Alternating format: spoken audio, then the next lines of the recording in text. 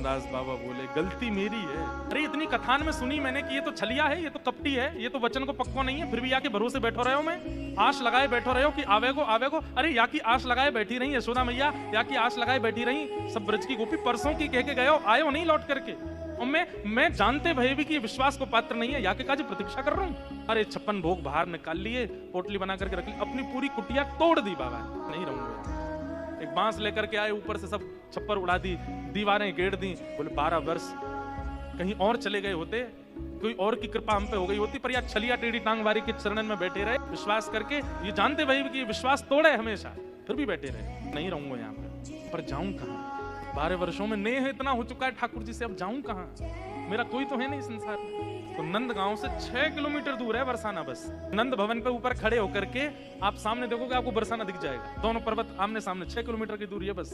बाबा ने कही, बोले कि 12 साल नंदगाम में रह लिए, 12 दिन बरसाने में रह के और देख लें, क्या पता तो किशोरी जी कृपा कर दें। और जैसे ही बरसाने की ओर जान लगे, इतने में ही आगे से असंख्य गायों का झुंड। बाबा बोले भैया इतनी आधी रात है गई, कौन की गैया आ रही है इतनी? और गैया चलती जा रही है, चलती जा रही है, चलती जा रही है, इतनी गैया?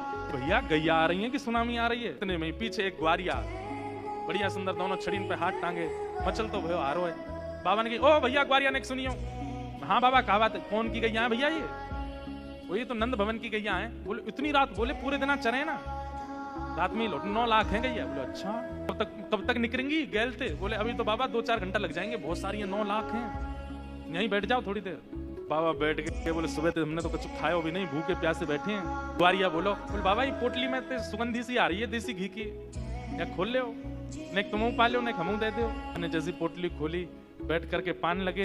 बोले ले तू भी ले ले कछु। तो ग्वारिया बोलो मेरे हाथ में तो गोबर लगो बाबा, मैं तो ले ना सकूं, एक काम करो ना तुम अपने हाथ से ही पवाए दो।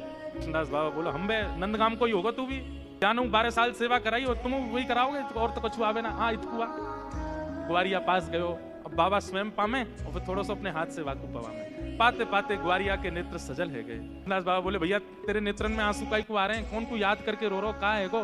ग्वारिया बोलो बाबा 12 साल में एक भी दिन बिना माला के मैं नहीं रहे हो, लेकिन आज सवेरे ते शाम है गई, मुझको कोई ने माला नहीं पहनाई, मैं प्रतीक्षा कर रहा हूं। माला को नाम सुनते ही बाबा बोले कन्हैया, और ये कहते ही तुरंत ठाकुर जी को त्रिभंग ललित स्वरूप प्रकट है गए। और प्रकट होकर के बोले बाबा लाओ प्रसाद तो मैंने पा लियो, अब माला धराए दो। एक बात समझ में आई, ठाकुर जी सीधे सीधे तो कभी काम करते ही नहीं हैं। मतलब 12 वर्ष के नियम की सिद्धि तो हो गई थी, लेकिन घर आकर के आके बैठ जाएं, मिलने, खा लें, पी लें, ऐसे तो ठाकुर जी हो नहीं सकते।